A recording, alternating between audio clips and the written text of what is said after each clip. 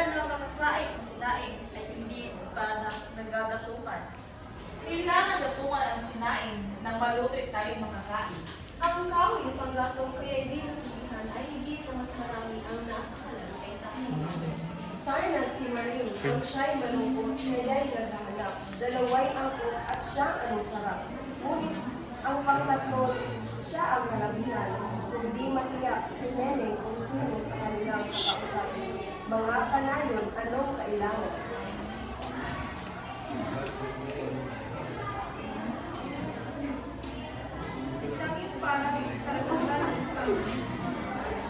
Ayos ka na ba, Neneng? Tumagilan po ako. Ako'y walang mangyayari. Magustuhan rin ninyo ang masusunod. At kayong apat? Apat lang? Opo. Akin na. Akin na ang iyong siksing, Neneng.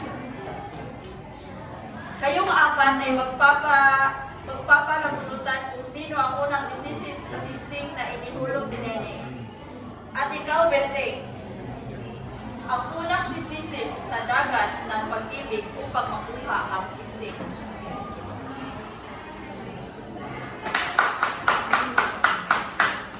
Pagutihin mo, binata at si Neneng ay marami kang nailunod na talisuyo sa karanitan. Yatubang lang. Magandang gabi sa inyong lahat, mga nagre-retong kanayo ni Nene. At sa iyo, mutya'y muling nagpupugay. Ipinanakong na hulog mong singsing, aking sisisirit, sa iyo'y ibibigay. Handa ng pag-ibig na walang hanggan. Dahilan sa ako'y siyang nakabunot ng palitong itong nagpapahintulot. Ako ay sumisid sa dagat ng nais at iyong singsing ay aking magabit. Katunayan ng Diyos ang pumili na ako ngay ito'y siya mong itangi. Sumisid sa singsing ng aking hinulog, subalit di upang siya maging hero, kundi daan lang muna sa pagsubok. Kaya sisirin mo ang kanon kong ito at singsing kong ito ay nang maangkin mo ang singsing na itong linsod walang matauturan mong simula at ang dulo nito. Tila ang bugtong mo'y sinasalamin ng dagat na di matarok, ng isip kong pahat. Kaya't iyong singsing nais makuha, isa pang pagsubok ay hindi ko sinta. Ang pagkakataon mo'y sinyalig ng dagat na di makatarok ang isip ko. Ito yung singsing na ang makuha, isa pang pagsubok ay hindi ko sinta. Kung gayon, o pulas, iyo ang sisirig ang lalim ng punot-punot niya'y singsing. Singsing aking walang dulo mayroon ng simula at nagwakas ito ang simula ilog ito ng panloob at ang katapos ay panlabas ng ilog. Ganyan ang gawin, singsing ng pag-ibig, kaya't nasisig ang singsing ng nahulog. Iyan ang tanong dyan kay Roberto. Kaya't ito naman ay para sa iyo. Nang ilay bahay mula sa naranasan mo. May ilaw-ilan. Iyo sana'y turuan. Tignan ko ang tinay ng pag-alala ko. Salamat. Kut iyang katanungan ay daling sagutin. Kaya't aking masasabing, aking tagong mahal. Ito ang tubig ko, bakal. Ito lamang at sa mga ito'y aking natandaan. Apat ang may ilaw sa pasutong isip ko malinaw. Kulas, ikay mali sa iyong katanungan. Kaya sasarin nito sa aking tanong sa sulong ikatlong sa tubig. Minusok siya sa singsing. Ako ay natong dapat subukin mo, kaya iyong dinggin ang tugon ko'y pamula sa kanto. At hanggang rito, walang bakay ilaw, aking tunan kundi itong punda ang ibig kong mahal. Kung gayon, ikaw naman ang tugunin kung paguna ikatlong iyong pagsasagutin. Bakit ba ang tubig sa bilog ng mundo hindi tumatapon walang buwak? Sa abot ng naisip na ito ang tubig, bakit tao at lahat sa mundo ay di tumatapon dahil sa ang globo ay isang malakit mabisang magneto. Hinihikot nito ang lahat ng narito at sa kalawakan di tayo tutulog. Pangalawang tanong, ito na'y pakinggan, paano buwan sa langit ay tanglaw aking masukot. Napapalamugan, ito'y pangarap ng ako'y musmus. Malamang, kung talagang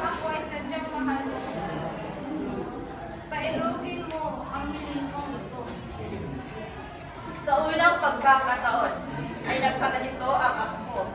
Ako ang hatol. Tama si Nardo. Ang karagatay simula lang ng kwento mula sa ngayon. Nardo, sa bahay pumanhik at doon mo inibig ang iyong pag-ibig.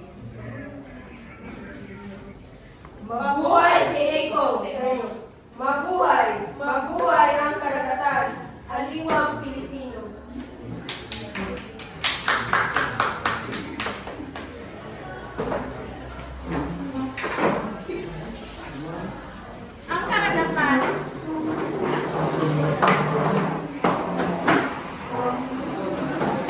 Ang karagatan ay isang tradisyon na larong patula kung saan ang binata ay nagpapaligsahan sa kasagot ng mundo upang makuha ang singsing ng dalaga na simbolo ng pag-ibig, karaniwang hanggang ito ay alamat na sinasagawa sa harap ng madla.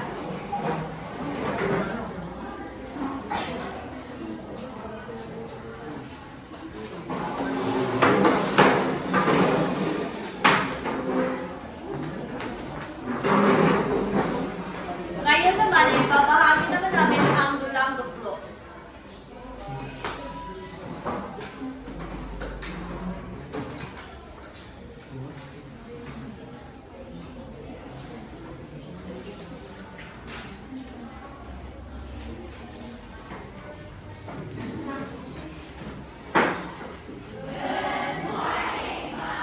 Simulan na ang laro. Bumilang kayo. Una, Pangalawa, Pangalawa, Tribulation. Tribulation, Estados en la buena composición. Ang komposisyon ay paglalarong mahusay. Ang magulo ay mahalay sa mata ng kapitbahay. Mga binibinit Ginoo, matatandang batay kayo naririto. Malugod na bati ang tanging handog ko sa pagsisimula nitong larong duklo. Ang hardin ko ay kubkob ng rehas na bakal. Asero ang pintot,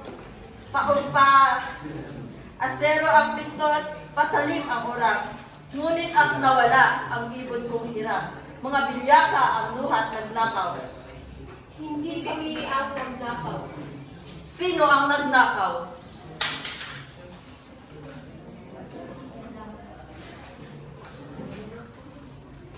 Kagabi po hari, maliwanag ang buwan. May isang aninong aking natanaw. Hindi sinasadya ng aking lapitan. Isang babae po aking natagpuan. At kitang-kita kong ikinubli niya. Siya'y naririto nasa tribuna. Nagnakaw ng ibon, isang bilyaka. Diyat at bilyaka.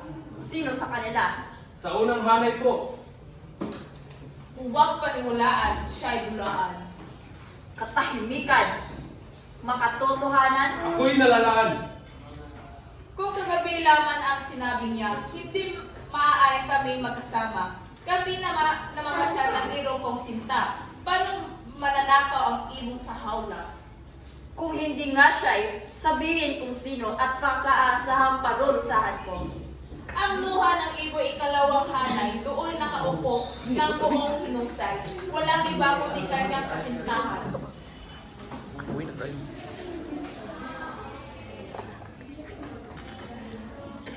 Kaingat kayo, mahal na hari. Mag-isip-isip ka baka nagkamali.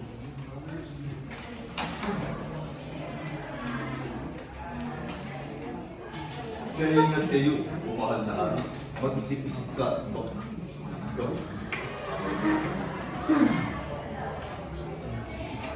Nalalaman ko kung sinong nagnakaw. Aking inulong kong pahing. Nagpapahintulot.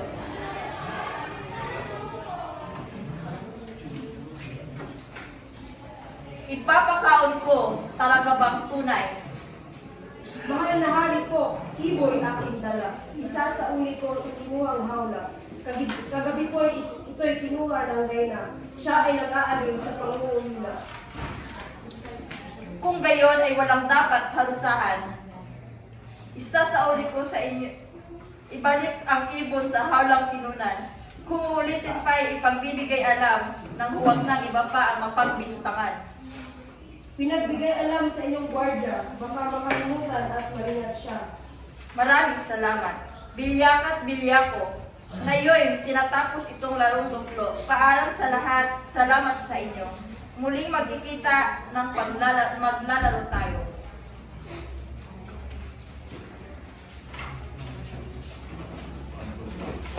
Ang duplo ay isang larong may paligsahan sa pagtula, kaya maaari rin itong maturing tulang patnikan. Katulad ng karagatan, ito ay ginaganap kapag mayroong lamay o parangal sa isang namatay. Ang duplo ay kadalasang nilalaro tuwing ikasiyam na gabi. Bilyako para sa mga kalalakihan at bilyaka para sa mga kababaihan ang katawagan sa mga kalabog.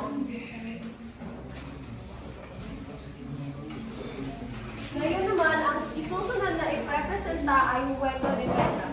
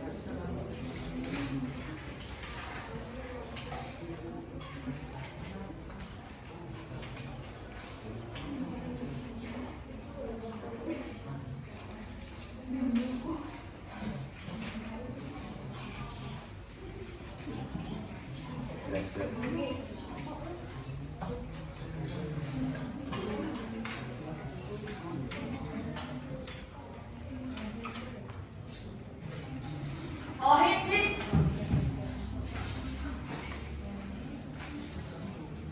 Ano ko tayong kailan ko? Hits, hits.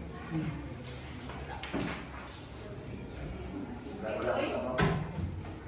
Tapos, O, lapag, lapag!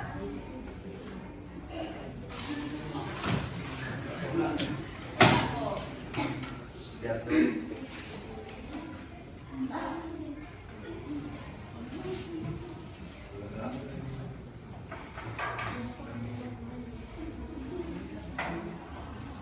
Ang Huwego de Prenda, ito ay nilalaro upang hindi mahulog ang mga tao habang nagbabantay sa patay. Ang mga manlalaro ay naupo at bubuo ng isang malaking bilog na kung saan ang pinuno ay siyang magbibigay ng puno at bulaklak sa mga manlalaro.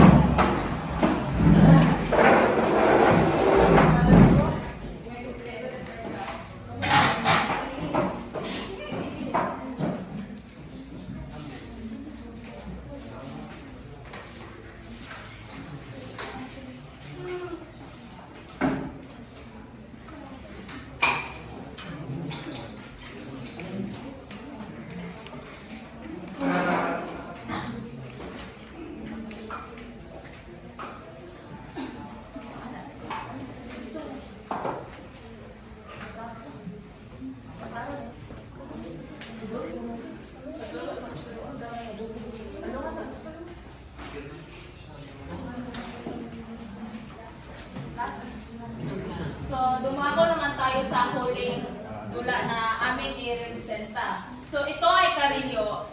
Ito ay pinakamatandang forma ng sining sa pagtatanghal.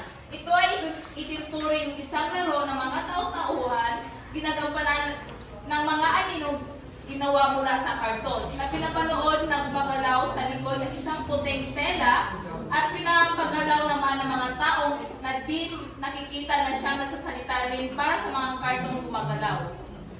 Ito yung halimbawa ng karilyo, isang anino.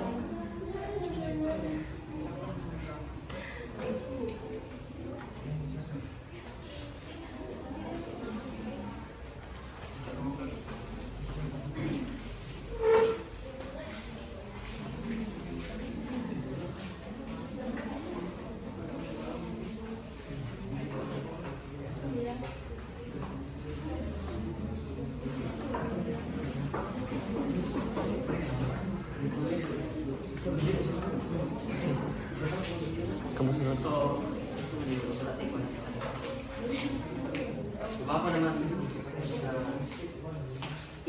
Dulaan IPAG. Ang Integrated Performing Arts Guild o IPAG ay isang nangungunang kumpanya ng sayaw at teatro sa Pilipinas na ang kinikilalang produksyon ng mundo ay pinagsama ng tradisyon ng sayaw, musika at sining ng timog sa Mindanao. Malaki ang naiambag ng Integrated Performing Arts Guild o IPAG sa isang pambansang matatag na kultura at sining na kapaligiran. Bilang katalista ng nagpapataas ng kamalayan para sa sining ng Pilipinas, ang IPAG ay nagpalaganap ng mga influensya nito na sumasaklaw ng malikhaing produksyon, edukasyon, pagpapahusay ng mga gawa, pamamahala ng mga mapagkukunang malikhaing advokasya sa lipunan. At ang mga halimbawa nito ay Sa halimbawa ng kung paano maging makata by German Bach Show ng tulad niya kung paano maging makata ito. Tulad ng sinabi ng pamagat na sinabi nito kung paano maging isang makata, binabanggit ng tula ang mga kakaibang bagay tulad ng pagpatay sa isang puso, pagsulat lamang ng gabi, ng kabilugan ng buwan at pagligo ng hindi gumagamit ng sabon. So, isa naman sa mga halimbawa ng dulaang UP ay ang Kundiman Party, ay isang dula na tinanghal ng dulaang UP, ay sinulat ni Floyd Quintos at inirect ni Dexter Martinez Santos. Ito ay isang kwento tungkol sa Maestra Delia Dolores, isang retiradong mang-aawit ng Kundiman, na huling naaalala ang kanyang pagmamahal sa singing at pagiging makabayan na makilala niya ang isang batang aktivista. Narito ang ilang mahalagang detalye tungkol sa dula. Una, tema. Ang dula ay tumatalakay sa kahalagahan ng sining, lalo na ang Kundiman, sa pagpapahayag ng pagiging makabayan at paglaban sa pagkain. Mga tauhan nito, pamanahing tauhan ay si Maestra Delia Dolores na ginagampanan ni Charmaine Sintinira Buen Camino. Ang ibang pang mga tauhan ay kinabibilangan ng isang batang aktivista ng kanyang kasintahan at kagandahan at kahalagahan ng sining na ito. Ang pagganap, ang dula ay tinanghal sa Wilfredo Maria Guerrero Theater sa UP Diliman. Ang Kundiman Party ay isang makabuluhang dula na nagbibigay ng pag-asa at inspirasyon sa mga manunood. Ito ay isang paalala na ang sining ay isang malakas na sandata sa paglaban sa pang-aapi at sa pagpapalaganap ng pagmamahal sa bayan. Maraming salamat. Dumako naman tayo sa isang kilalang tao sa theater. Ang napili namin ay si William Shakespeare. Ay isang makatang Ingles, mandudula at aktor at malawakang kilala bilang pinakamahusay na manunulat sa wikang Ingles at permanenteng dramaturgo sa mundo. Madalas siyang tinatawag na pabansang makata sa Inglaterra. At yun lamang po sa Raisa.